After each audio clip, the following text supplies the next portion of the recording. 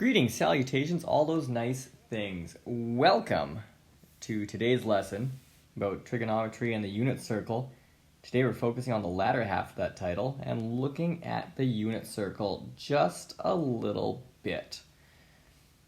There is an equation for any circle that's centered at the origin, written here in Desmos, and that's x squared plus y squared equals r squared, where r is the radius of the circle. So if you want to have a circle of radius 3, you can say x squared plus y squared equals 3 squared, or x squared plus y squared equals 9, if you will.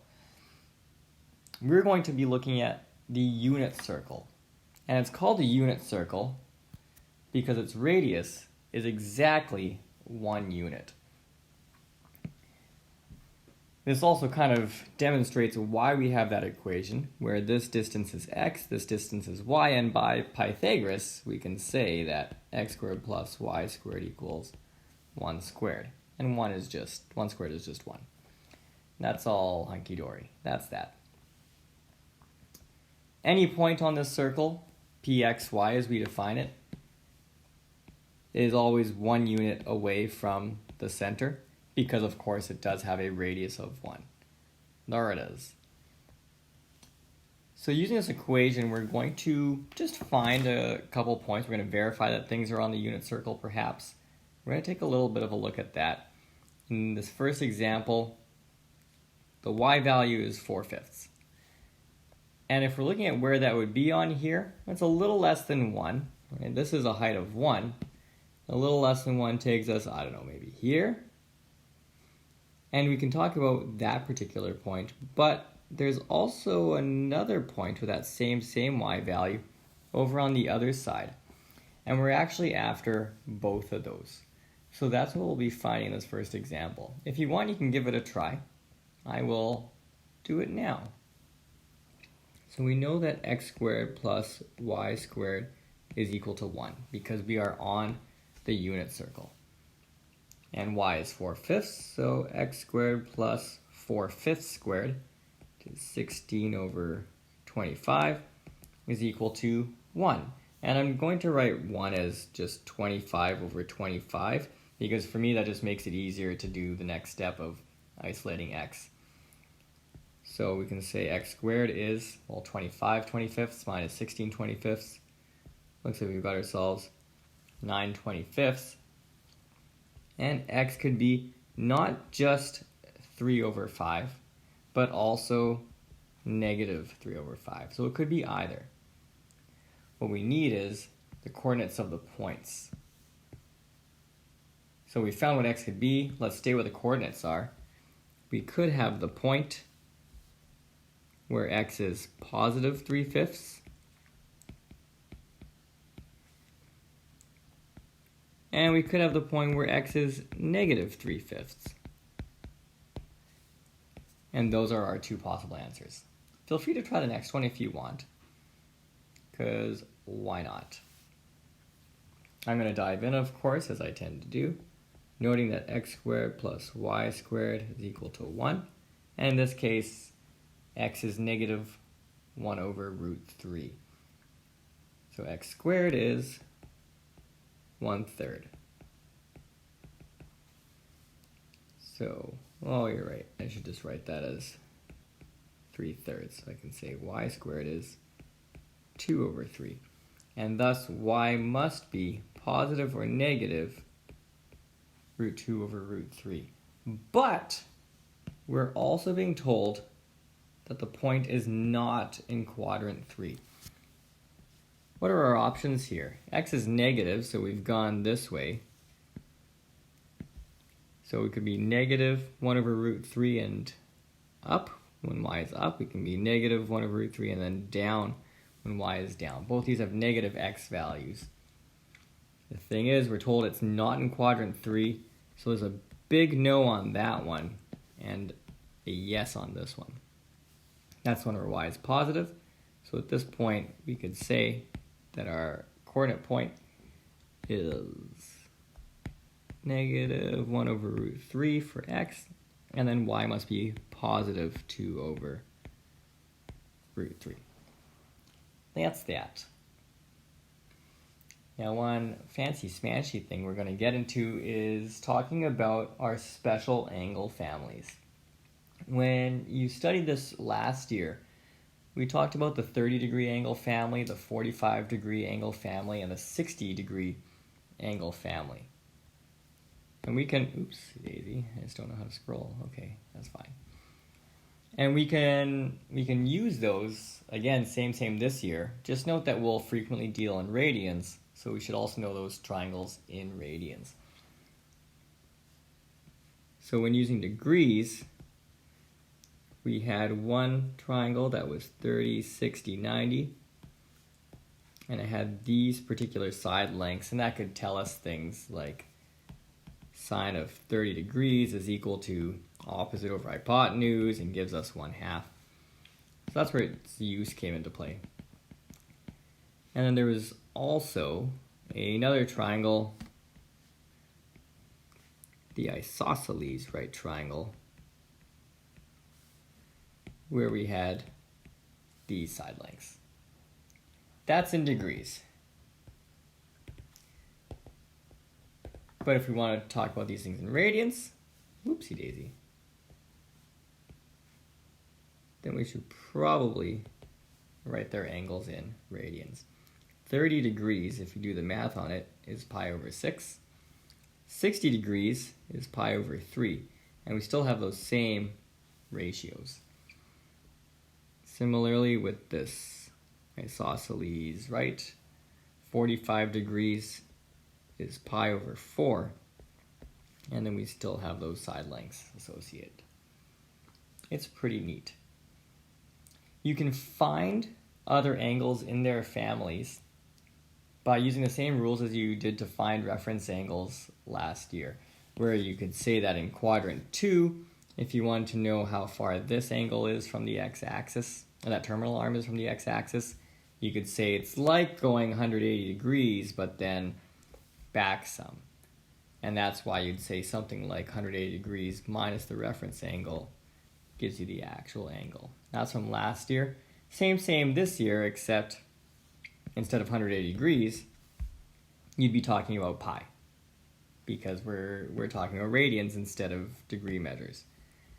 Those definitions for each of the quadrants related angles are over here. You don't really need to memorize them. You should just really be aware of the concept of finding the acute angle between a terminal arm and the nearest x-axis. If you can remember that, then the formulas don't really matter that much. Any poops. For our special angles, we have our particular families. The pi over 3 family is like our 60-degree family. So in quadrant 1, it's 60 degrees. In quadrant 2, we're talking about 120 degrees. And in quadrant 3, we were talking about 240 degrees. In quadrant 4, we were talking about 300 degrees. With us now talking about radians, those translate to values like this. So it's 2 pi over 3. 240 degrees is 4 pi over 3. And 300 degrees is 5 pi over 3. With the pi over 4 family, that's the 45-degree family. That's in quadrant 1. In quadrant 2, we had 135 degrees. In quadrant 3, 225 degrees. In quadrant 4, 315 degrees. In radians, as we convert those, here we have 3 pi over 4. And for 225, it's 5 pi over 4. And for 315, we're talking about 7 pi over 4. See if you can get the pi over 6 family on your own. I believe in you. You should believe in yourself and believe in the dream. But give it a go. Of course, this is me just going for it. So those are the angles that it was related to in degrees. In radians, we are talking about pi over 6. So this is 5 pi over 6, 7 pi over 6, and 11 pi over 6. And those might seem like really foreign, funky numbers. How do we actually deal with them? Note that for quadrant 2, this numerator piece, that coefficient of pi, if you will, is always 1 less than the denominator. So 2 is 1 less than 3. 3 is 1 less than 4. 5 is 1 less than 6. And in a similar sense, for quadrant 2, it's always 1 more than that denominator. 4 is 1 more than 3. 5 is 1 more than 4. 7 is 1 more than 6.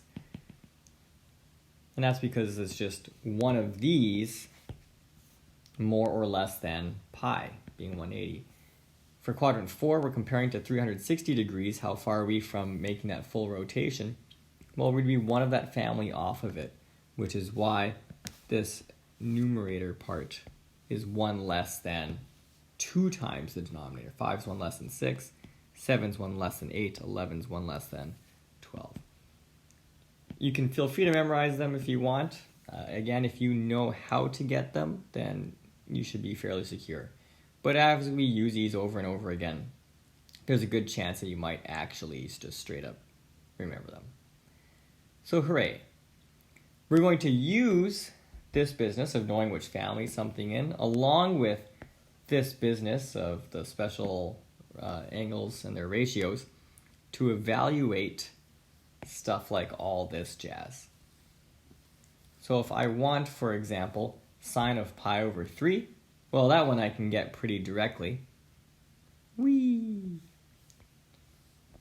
Here's pi over 3, and so opposite over hypotenuse is root 3 over 2. So I can just straight up write here, sine pi over 3 is root 3 over 2. If I want cosine of pi over 4, I can also look at this triangle. There's pi over 4, and its adjacent over hypotenuse is 1 over root 2. So hooray, huzzah, that's all done. If we get into angles that rely on others of the family, like we did pi over 3, well, what do you do with 4 pi over 3? We note that it will look the same. What we do have to take into account is the cast rule, which you may recall tells us which ratios are positive in which quadrants. 4 pi over 3 is a little bit more than pi. Here's pi, so 4 pi over 3 is a little bit more. We're in quadrant 3, and it is also listed up here as a quadrant 3 angle. If it's in quadrant 3, only tangent is positive, which means that sine is actually negative. If you want tan of 7 pi over 6, before I say that, you should try these other ones. Give them a go, test your skills, see if you get the same answers I get. And now I go. Tan of 7 pi over 6, we're dealing with the pi over 6 family. I am tired of scrolling up to those darn triangles. Here's pi over 6, here's pi over 3, 1, 2, root 3. Here's pi over 4, 1, 1, root 2. All right, I can proceed with my life. Tan of pi over 6 is opposite over adjacent. Okay, so I'm looking at 1 over root 3. 7 pi over 6 is quadrant 3 because it's a little more than a whole pi, which would be 6 pi over 6. So this is positive. That one's done. Cosine of 2 pi over 3, cosine of just regular pi over 3, adjacent over hypotenuse, we're looking at 1 over 2. But 2 pi over 3, it's a little less than a whole pi, it's a little less than 180 degrees, means that we must be dealing with quadrant 2. Only sine is positive in quadrant 2, which means cosine is negative. And finally, tan of 7 pi over 4. Well, tan of a regular pi over 4, opposite over adjacent, is just 1. 7 pi over 4 is a little less than 2 pi. It's a little less than 8 pi over 4. We must be in quadrant 4. Only cosine is positive there. Tan must be negative. So that's that business there. No, I kind of zoomed through it a bit, but please do practice this stuff here. It is very much worth your while. You'll want to be able to get these ratios with a lot of speed and efficiency. You want to get them with ease.